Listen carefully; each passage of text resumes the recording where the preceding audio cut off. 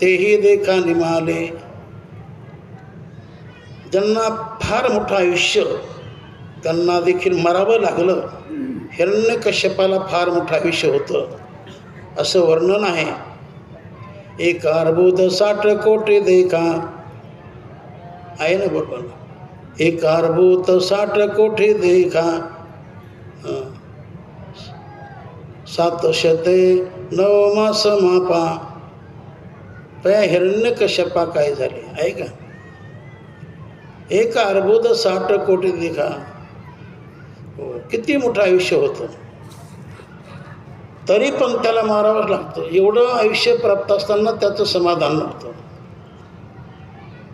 एक अर्बुद 60 कोटी देखा 10 सहस्र. एवढं आयुष्य होतं तरी पण त्याला मरावंच लागलं.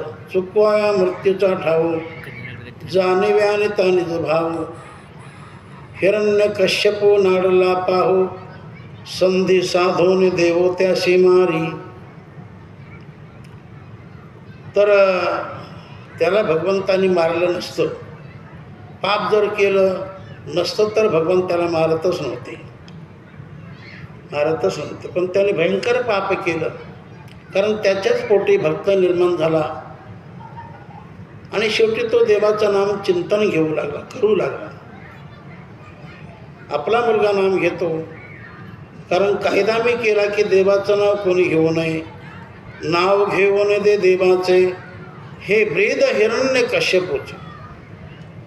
माझ्या राज्यात कोणी देवाचं नाव घ्यायचं नाही, आणि जो कोणी नाव घेणार तो त्याला मृत्यूदंड प्राप्त होणार.